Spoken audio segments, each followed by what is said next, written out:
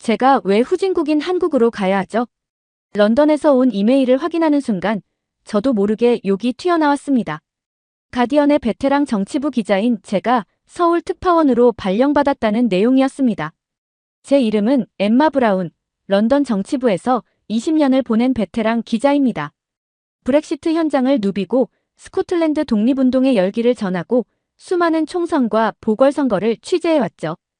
유럽의 정치 지형을 꿰뚫고 있다는 평가를 받으며 런던 본사에서 승승장구하던 차였습니다.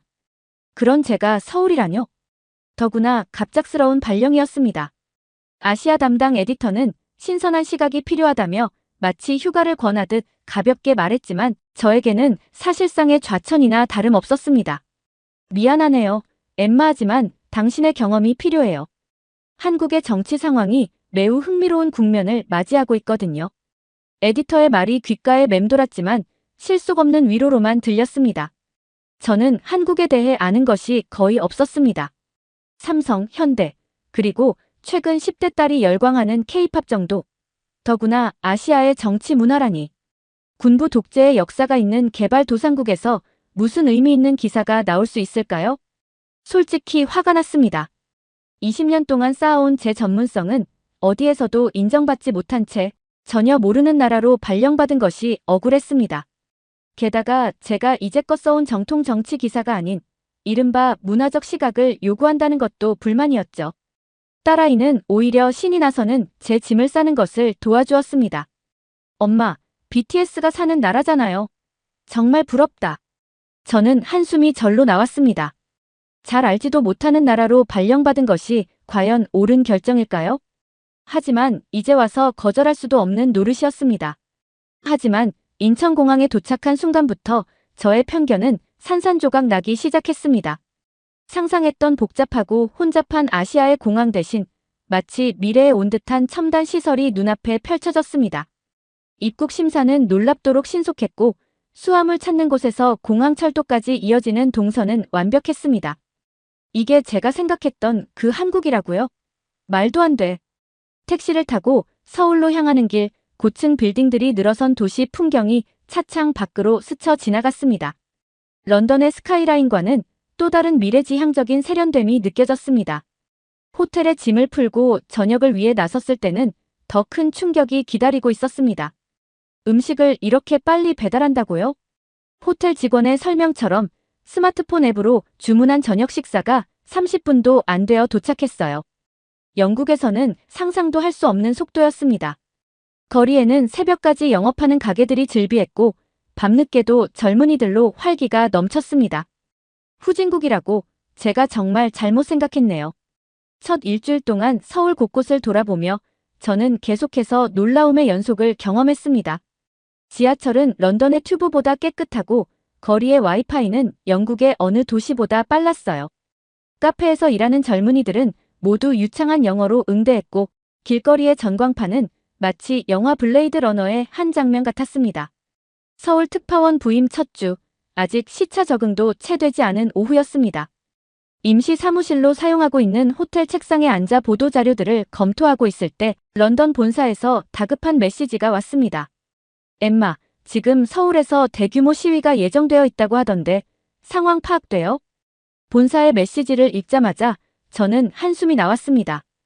아직 한국 정치의 기본적인 상황도 제대로 파악하지 못한 상태였기 때문입니다. 영국에서의 마지막 취재가 떠올랐습니다. 브렉시트 반대 시위 현장에서 날아온 돌에 맞아 동료 기자가 다친 일, 경찰과 시위대의 폭력적인 충돌, 불타는 바리케이드. 아마 이곳도 크게 다르지 않을 거라 생각했습니다. 그래서 한국 현지 스태프인 김 PD에게 연락했습니다. 오늘 시위 현장 가봐야 할 것 같은데 준비물이 뭐가 필요할까요? 준비물이요? 아, 혹시 저녁을 안 드셨다면 간단히 드시고 오시는 게 좋을 것 같아요. 길어질 수 있거든요. 아니요, 그게 아니라 헬멧이나 보호경 같은 안전장비요. 현장에서 다치면 안 되니까. 잠시 침묵이 흐른 뒤 김 PD가 웃음을 터뜨렸습니다. 엠마 씨 여기는 그런 거 필요 없습니다. 대신 이거 하나만 챙기시면 됩니다.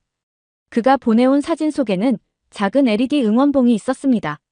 지금 농담하시는 건가요? 아니요. 아, 그리고 혹시 K-팝 좋아하세요? 오늘 즉석 공연도 있을 거예요. 그의 말을 도저히 이해할 수 없었습니다. 시위 현장에서 무슨 공연이란 말입니까? 더구나 저는 정치부 기자입니다. 문화면 기사를 쓰러 온 게 아닌데 말이죠. 서둘러 카메라맨과 함께 장비를 챙겼습니다. 물론 김 PD의 만류에도 불구하고 헬멧과 보호경도 넣었죠. 20년 경력의 기자로서 시위 현장의 위험성을 모를 리가 없었으니까요. 본사에는 뭐라고 보고할까요? 카메라맨이 물었습니다. 일단 최악의 상황을 대비해야겠죠. 그때 휴대폰으로 현장 사진이 하나 전송되었습니다. 국회 앞 광장에서 한 어린 소녀가 LED 촛불을 들고 웃고 있는 모습이었습니다. 이게 도대체 무슨? 영국의 상식으로는 이해할 수 없는 광경이었습니다. 시위 현장에 어린아이가 웃으며 서 있다니요. 이게 바로 제가 마주하게 될 새로운 민주주의의 모습이었다는 것을 그때는 미처 알지 못했습니다. 택시를 타고 국회 앞으로 향하면서 저는 노트북을 펴고 급하게 한국의 시위 문화에 대해 검색하기 시작했습니다. 2016년 촛불혁명, 1987년 민주화 운동. 하지만 어떤 자료도 제가 곧 목격하게 될 광경을 충분히 설명해주지는 못했습니다. 시위 현장으로 향하는 택시 안에서 저는 계속해서 안전모의 끈을 만지작거리고 있었습니다. 택시가 국회 앞 몇 블록 전에서 멈춰 섰을 때 이미 거리는 인파로 가득했습니다. 하지만 첫 인상은 충격 그 자체였습니다. 잠깐만요. 저게 정말 시위 맞나요? 수많은 사람들이 모여 있었지만 제가 예상했던 분노에 찬 함성도 날카로운 구호도 보이지 않았습니다. 대신 들려온 것은 사방에서 울려 퍼지는 K-팝 음악이었습니다. 시위대 한가운데서 수십 명의 젊은이들이 뚜두뚜두에 맞춰 안무를 따라추고 있었고 주변 사람들은 형형색색의 LED 응원봉을 흔들며 박자를 맞추고 있었습니다. 이건 콘서트장인가요? 시위 현장인가요? 김 PD가 웃으며 대답했습니다. 둘 다예요. 우리는 이렇게 하거든요. 거대한 광장은 마치 하나의 빛의 바다 같았습니다. 수만 개의 LED 응원봉과 촛불이 만드는 장관은 압도적이었습니다. 특히 놀라웠던 것은 그 빛의 움직임이 마치 안무를 하듯 질서정연했다는 점입니다. 저기 보세요. 카메라맨이 가리킨 곳에서는 한 무리의 고등학생으로 보이는 젊은이들이 BTS의 봄날을 부르고 있었습니다.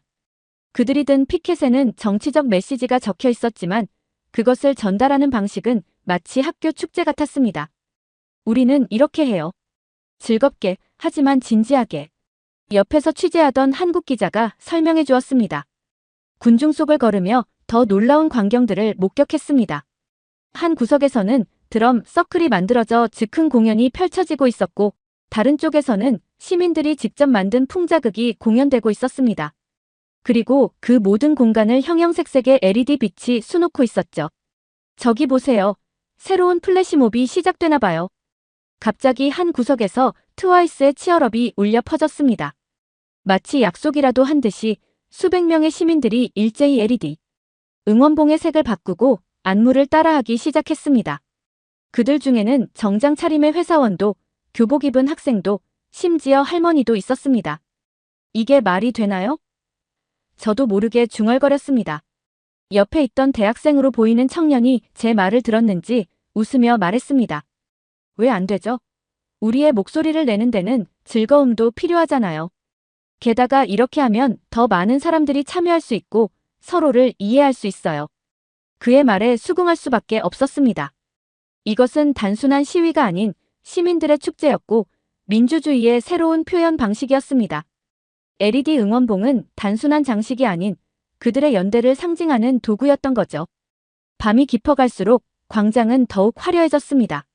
수만 개의 LED 빛이 만드는 물결은 마치 살아있는 생명체처럼 움직였고 K-팝 음악은 계속해서 울려 퍼졌습니다. 그리고 그 속에서 시민들은 자신들의 메시지를 평화롭게 하지만 분명하게 전달하고 있었습니다. 본사에 보낼 첫 기사를 쓰며 저는 이렇게 적었습니다. 이것은 혁명의 새로운 얼굴입니다.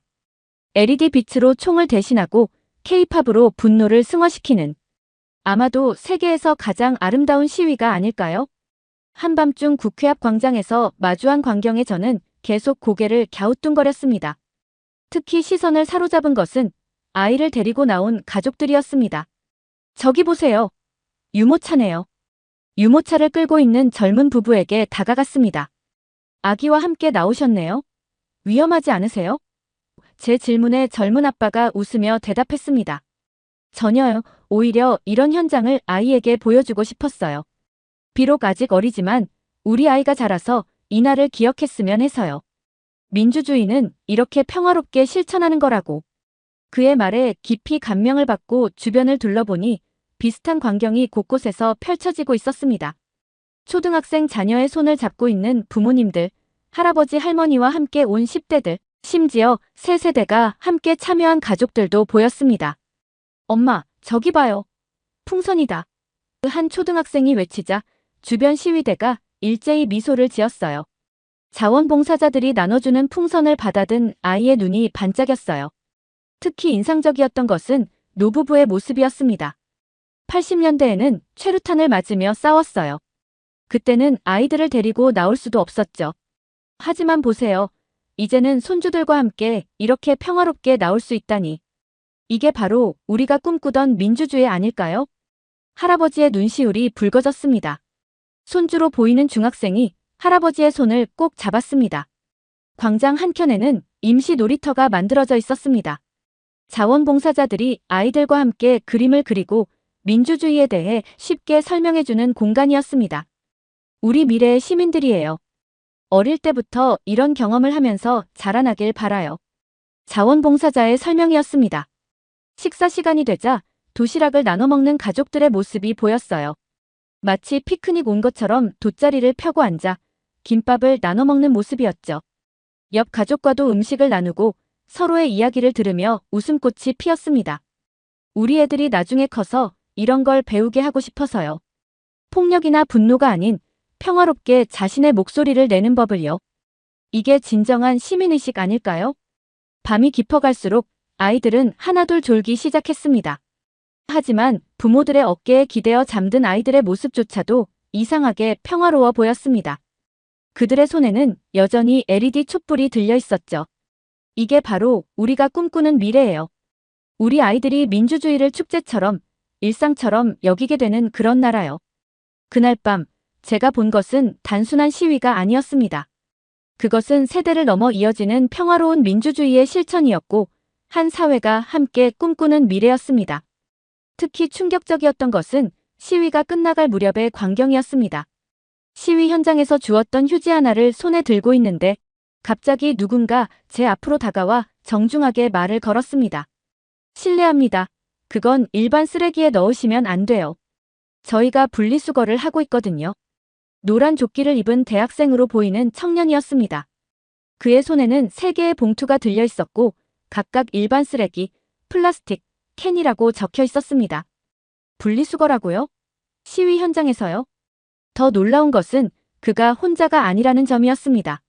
수십 명의 자원봉사자들이 체계적으로 움직이고 있었습니다.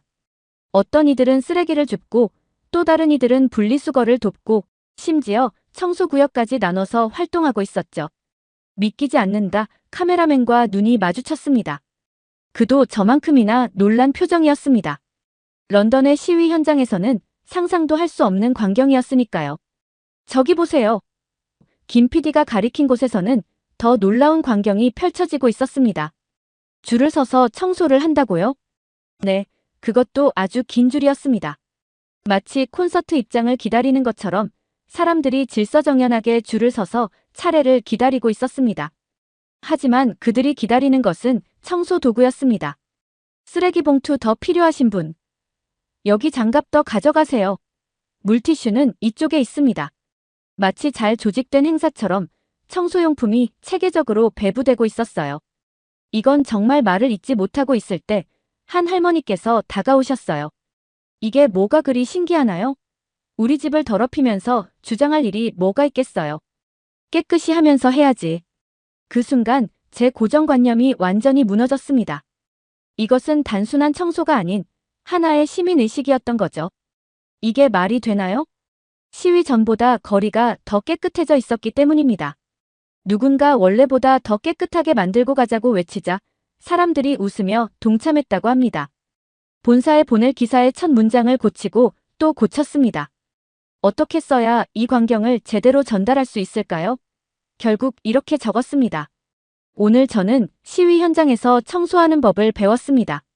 아니, 어쩌면 진정한 시민의식이 무엇인지를 배웠는지도 모릅니다. 그들은 분노하면서도 질서를 지켰고 저항하면서도 책임을 잊지 않았습니다. 이것이 바로 성숙한 민주주의의 모습이 아닐까요? 그날 밤 호텔로 돌아와 제 헬멧과 보호경을 바라보며 웃음이 났습니다. 그것들은 이제 제가 얼마나 한국의 시위 문화를 오해하고 있었는지를 보여주는 증거가 되어버렸으니까요. 오늘 시위장을 취재하면서 많은 생각이 들었습니다. 런던과 서울, 두 도시의 시위 문화는 마치 다른 행성의 것처럼 느껴졌기 때문입니다. 우선 시위가 시작되기 전부터 큰 차이가 있었습니다. 런던에서라면 시위 전날 경찰은 상점들의 임시 셔터를 내릴 것을 권고하고 인근 주민들에게는 외출을 자제하라는 문자를 보냅니다. 하지만 서울에서는 오히려 반대였습니다. 시위대 인근 상점들은 평소처럼 영업을 했고 오히려 매출이 늘었다고 합니다. 시위 참가자들이 음료를 사 마시고 간식을 구입하는 등 일상적인 소비 활동을 이어갔기 때문입니다. 시위 참가자들의 구성도 완전히 달랐습니다. 런던의 시위대는 주로 20-30대의 젊은 층이 중심이 되며 대부분 격렬한 구호를 외치며 행진합니다. 하지만 서울의 시위 현장에서는 놀랍게도 모든 연령층을 볼 수 있었습니다. 유모차를 끈 젊은 부부부터 손주의 손을 잡은 노인까지, 심지어 가족 단위로 도시락을 싸와서 피크닉처럼 시위에 참여하는 모습도 보였습니다. 런던과 서울의 시위 문화는 그 준비부터 진행, 마무리까지 완전히 다른 양상을 보입니다. 먼저 시위 준비물에서부터 극명한 차이가 드러나는데요. 런던의 시위대들은 마치 전쟁터에 나가는 것처럼 준비합니다.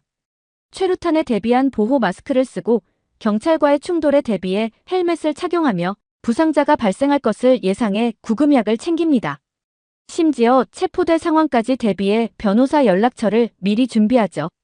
반면 서울의 시위 참가자들이 준비하는 물품들은 마치 축제나 소풍을 떠나는 것 같은 인상을 줍니다.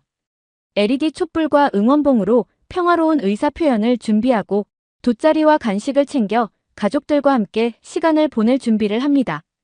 더욱 놀라운 것은 쓰레기 봉투를 미리 준비한다는 점인데 이는 시민의식이 얼마나 성숙했는지를 보여주는 단적인 예시라고 할 수 있습니다. 시위의 진행 방식도 천차만별이었어요. 런던의 시위는 격렬한 구호 외침과 도로 점거로 시작해 경찰과의 대치로 이어지고 종종 폭력적 충돌이 발생하며 체포자가 속출하는 등 마치 전쟁터를 방불케 합니다. 하지만 서울의 시위는 마치 하나의 문화 행사처럼 진행됩니다. 공연이 열리고 시민들은 질서정연하게 행진하며 놀랍게도 자발적으로 청소까지 합니다.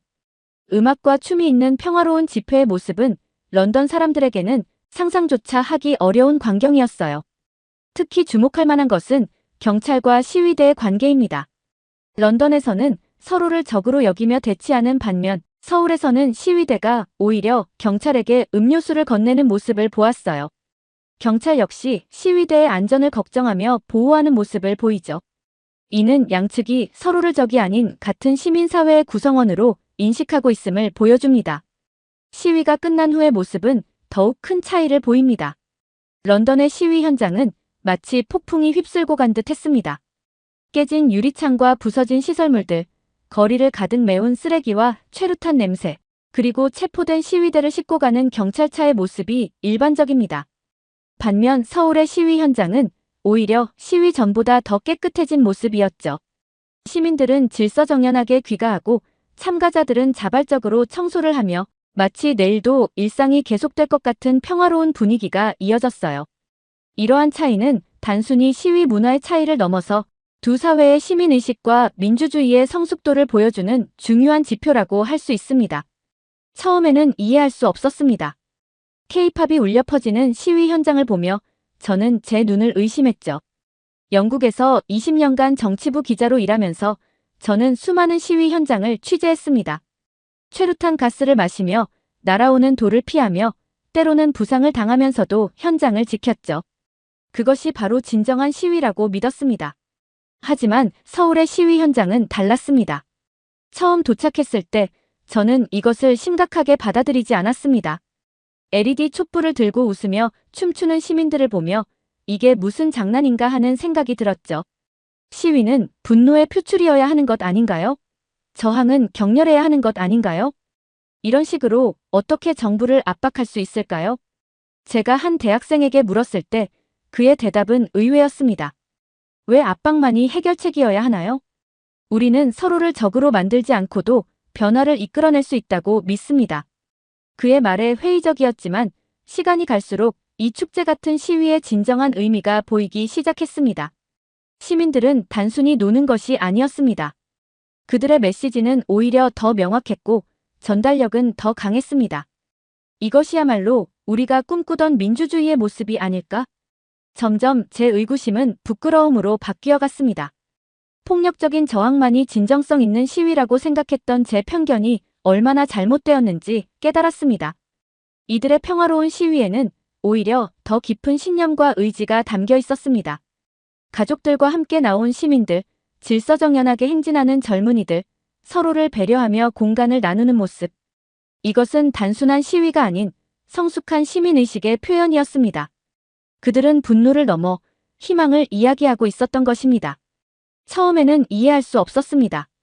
어떻게 최루탄이 날아다니던 나라가 불과 수십 년 만에 이렇게 평화로운 시위 문화를 만들어낼 수 있었을까요? 이 의문은 저를 한국의 민주화 과정에 대한 깊은 탐구로 이끌었습니다. 1980년대를 기억하시나요? 한 노 교수님께 물었습니다. 물론입니다. 그때는 최루탄을 피해 도망다니는 게 일상이었죠. 학생들은 화염병을 들었고 경찰은 진압봉을 휘둘렀습니다. 하지만 보세요. 지금은 어떻습니까? 교수님의 설명에 따르면 한국의 민주화 과정은 세 단계로 나눌 수 있었습니다. 첫 번째는 피해 민주주의 시기였습니다. 1980년대 군부 독재에 맞서 시민들은 목숨을 걸어야 했습니다. 광주에서는 수많은 민간인이 희생되었고 서울의 거리에서는 매일같이 최루탄이 날아다녔죠. 그때는 그럴 수밖에 없었어요. 우리의 목소리를 듣게 만들 다른 방법이 없었으니까요. 두 번째는 전환의 시기였습니다. 1987년 민주화 이후 시민들은 점차 평화로운 시위 방식을 모색하기 시작했습니다. 2002년 월드컵 때의 거리 응원은 이러한 변화의 시발점이 되었다고 합니다. 사람들은 깨달았습니다. 평화롭게 모여도, 아니 오히려 평화롭게 모였을 때 우리의 목소리가 더 크게 울린다는 것을요. 그리고 마지막은 현재의 축제적 민주주의 시기입니다. 2016년 촛불혁명을 거치며 한국의 시위 문화는 완전히 새로운 차원으로 진화했습니다. 우리는 더 이상 분노만으로는 변화를 이끌어낼 수 없다는 것을 알게 되었습니다. 시민의식의 성숙, 평화로운 저항, 그리고 문화적 승화. 이것이 우리가 찾은 새로운 길입니다. 특히 놀라웠던 것은 세대 간의 연결이었습니다. 80년대를 겪은 부모 세대는 자녀들에게 민주주의의 소중함을 가르치고 젊은 세대는 새로운 방식으로 이를 실천하고 있었습니다. 우리 아이들에게 보여주고 싶었어요. 민주주의가 꼭 피를 흘려야만 얻어지는 것은 아니라는 걸요. 더욱 인상적인 것은 이러한 변화가 자연스럽게 이루어졌다는 점입니다. 정부나 어떤 단체의 지시가 아닌 시민들 스스로가 만들어낸 문화였습니다. K-팝, LED 촛불, SNS를 통한 소통. 이 모든 것이 자연스럽게 하나의 새로운 시위 문화로 융합되었습니다. 우리는 투쟁을 넘어 소통으로, 저항을 넘어 창조로 나아가고 있습니다. 한 사회학자의 말씀이 한국 민주주의의 현주소를 정확하게 짚어주는 것 같았습니다. 한국의 민주주의는 단순히 서구의 모델을 따라한 것이 아니었습니다. 그들은 고통스러운 역사적 경험을 통해 그들만의 독특하고 창조적인 민주주의를 만들어낸 것입니다. 어쩌면 이것이야말로 진정한 민주주의의 발전 방향이 아닐까요? 폭력이 아닌 평화로, 대립이 아닌 화합으로, 그리고 투쟁이 아닌 축제로 나아가는 이 길이 말입니다. 이제 저는 깊이 느꼈습니다. 한국의 시위 문화는 결코 약한 것이 아니라는 것을, 오히려 더 강력하고 더 지속 가능하며 더 성숙한 것이라는 걸 말입니다. 그들은 분노를 예술로, 저항을 축제로, 투쟁을 소통으로 승화시켰습니다. 매일 밤 광장에 모이는 시민들을 보며 생각합니다. 어쩌면 이것이 미래의 모습일지도 모른다고. 우리가 그토록 찾아 헤매던 진정한 민주주의의 모습이 바로 여기 서울의 거리에서 펼쳐지고 있는 것은 아닐까요? 이제 제 카메라는 더 이상 폭력과 충돌을 찾지 않습니다. 대신 평화롭게 춤추는 시민들, 서로를 배려하는 모습들, 그리고 그 속에 담긴 강력한 메시지를 담아내려 노력합니다. 이것이야말로 제가 세계에 전해야 할 진정한 이야기이니까요. 한국의 시위 문화는 저에게 새로운 희망을 보여주었습니다. 민주주의가 꼭 고통스러울 필요는 없다는 것, 저항이 꼭 폭력적일 필요는 없다는 것, 그리고 변화는 평화롭고 아름답게 이루어질 수 있다는 것을 말입니다. 이것이 바로 제가 서울에서 배운 가장 큰 교훈입니다. 그리고 이제 이 이야기를 전 세계에 전하고 싶습니다. 그리고 기사를 적어 내려갔습니다. 춤추는 민주주의 서울발 특파원 르포. 오늘 밤 서울의 거리에서 저는 민주주의의 새로운 얼굴을 보았습니다. 형형색색의 LED 촛불이 밤하늘을 수놓은 국회 앞 광장. 수만 명의 시민들이 모였지만 그 어디에서도 분노나 폭력의 징후는 찾아볼 수 없었습니다. 대신 K-팝 음악이 울려 퍼지고 시민들은 춤을 추며 자신들의 목소리를 내고 있었습니다. 20년간 유럽의 정치 현장을 누볐던 저는 처음에 이를 이해할 수 없었습니다. 시위라면 당연히 날아다니는 돌멩이와 최루탄, 경찰과의 충돌이 있어야 하죠. 하지만 이곳 서울에서는 완전히 다른 광경이 펼쳐지고 있었습니다. 우리는 더 이상 폭력이 필요하지 않습니다. 우리의 춤과 노래가 바로 가장 강력한 저항이니까요. 놀라운 것은 시위 참가자들의 다양성입니다. 유모차를 끌고 나온 젊은 부부, 손주의 손을 잡은 할머니, 교복 차림의 고등학생들까지. 이들은 마치 하나의 거대한 축제에 참가한 것처럼 보였습니다. 더욱 충격적인 것은 시위가 끝난 후의 모습이었습니다.